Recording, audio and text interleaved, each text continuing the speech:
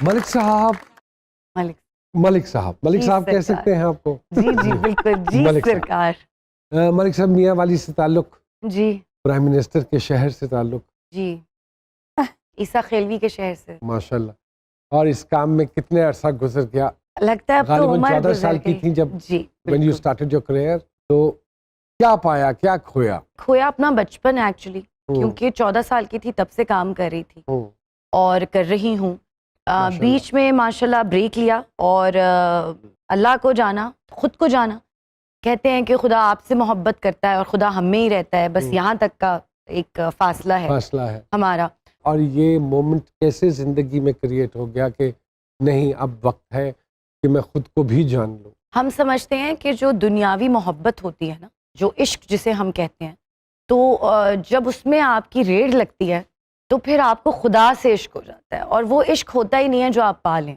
इश्क तो वो होता है जो गुम हो जाए या आप ना पा सकें, जो जो हासिल ना कर सकें। तो उस चक्कर में मैंने अल्लाह को हासिल किया। मैं यहाँ एक बात ऐड कर दूँ, शायद मामा ना जिक्र करें, तो मामा को मौका मिला हाजिरी देने का, और मेरा ख्याल है वहाँ से इनकी ट्रांसफॉर्मेशन का टाइम शुरू हो गया था। और पता नहीं ये कितना एग्री करेंगी इस बात से। पता नहीं कबूल का तो मुझे नहीं पता, लेकिन चूँकि मैं उस तरह से अपनी स्कूलिंग नहीं पूरी कर सकी, अपना कॉलेज नहीं पूरा कर सकी, so I was always, I have been a mother to everybody. मेरे नाम का मतलब भी है सब में शामिल, मगर सबसे अलग, सबसे अजीम, सबकी माँ, उम्मे ऐमा, और छोटी माँ, little mother. So I have been a mother all my life.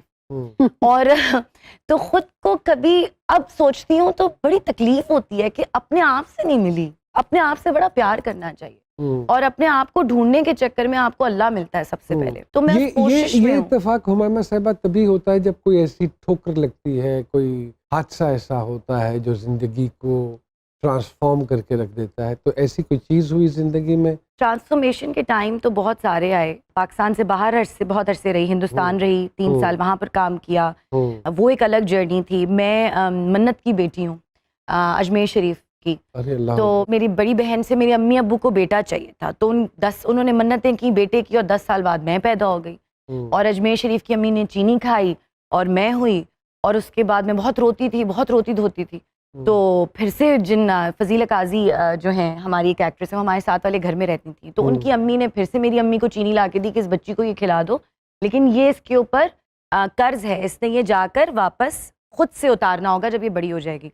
इत्तेफाक ऐसे हुआ कि संजय दत्त के साथ फिल्म मिली, और अजमेर शरीफ में ही शूट हुई, जयपुर में। अरे वाह वाह। और जाते साथ हिंदुस्तान गई, तो सबसे पहले मैंने जो है निज़ामुद्दीन औलिया और अमीर खुसरो, फिर पिया हाजी अली, फिर अजमेर बाबा। वाह वाह। तो वहाँ पर जाकर सबकी ज़ियारत की, और वहाँ से मेरा एक सक्सेस का एक पीरियड शुरू हुआ।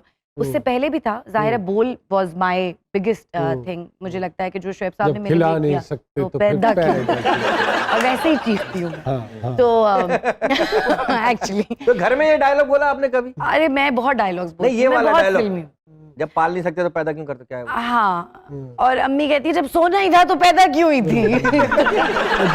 और उसके बाद जो है वो, तो मैंने ये सारा जो टाइम पीरियड है ना, ये मेरा सारा ऐसे से गुजर गया, पता भी नहीं चला। खुद मुझे पढ़ने का शौक था, और मैं फला यूनिवर्सिटी जाके पढ़ूंगी, वो तो नहीं हुआ, लेकिन अब जाके वहाँ लेक्चर्स देती हूँ, देखती हूँ कि अल्लाह ने इतनी इज्जत दे दी यार। मैं खड़ी होती हूँ, वही बच्चे बच्चियाँ, लड़के लड़कियाँ मुझे देख रहे होते हैं, मुझे अप्रिशिएट कर रहे होते हैं। तो अल्लाह ताला हर किसी को नवाज देता है, किसी को किस तरह, किसी मैं को तो किस अक्सर तरह। कहता हूँ ना, रूड़ी जड़ी है ना जी, रूड़ी दी भी सुनी जाती। वाह वाह। एक मौका मेरा रब है ना गफूर रहीम है, अपॉर्चुनिटी सब नु देंदा। तो बात हो रही थी जर्नी की, ट्रांसफॉर्मेशन की। मैं पूछ रहा था कि क्या ऐसी ठेस लगी, लेकिन आपने कहा कि बहुत सारी चीज़ें ज़िंदगी में इंसान की ऐसी हो जाती हैं। तो उसमें वो ये था कि एक जब हम नए कपड़े खरीदते हैं तो हमें कितने अच्छे लगते हैं। जैसे मैंने अगर ये जोड़ा भी पहना है तो कितनी इसमें शाइन है, सब कुछ है। ये मैं जाऊंगी, उतारूंगी, इसको फेंक दूंगी, फिर इसको जब दोबारा पहनना होगा तो मैं इसको धोऊंगी। सफ़ेद होगा तो उसमें नील भी थोड़ा सा डालूंगी, फिर उस पे कलफ भी लगेगा, कॉटन होगा तो फिर वो कलफ में वो जाएगा, फिर उसको चक्कर के ऐसे, हाँ, उसको ऐसे करके झाड़ूंगी, उसको फिर तपती हुई धूप में लटका दूंगी, फिर वो धूप से थोड़ा सा जलेगा, फिर उसके ऊपर इस्त्री मारूंगी, फिर इस्त्री जाएगी, तो इसी तरह से हमारी धुलाई हुई है परफॉर्म और करके वो बता रहे हैं सारी धुलाई जो है वो ये है। आप ये देखें कि सरकार ने जो सौती असरात है वो कितने ज्यादा जो इफेक्ट्स निकलने थे कितनी ऑब्जर्वेशन, ये पूरा कमर्शियल बयान किया ट्रू एक्टर की ये पहचान है कि उसकी ऑब्जर्वेशन है। पूरा हमें उस माहौल में ले गई बाकायदा। बिल्कुल। छोटी सी ब्रेक के बाद दोबारा वापस आते हैं।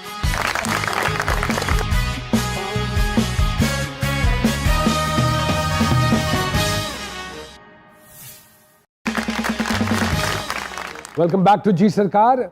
इतनी पॉजिटिव अप्रोच और इतनी पॉजिटिव थिंकिंग, लेकिन क्यों फिर एक आपके बारे में हवा है नेगेटिविटी की? पता नहीं, जो मुनाफिक होता है उसके साथ सारी दुनिया होती है और उससे सब खुश होते हैं। तो मौला अली का कॉल है।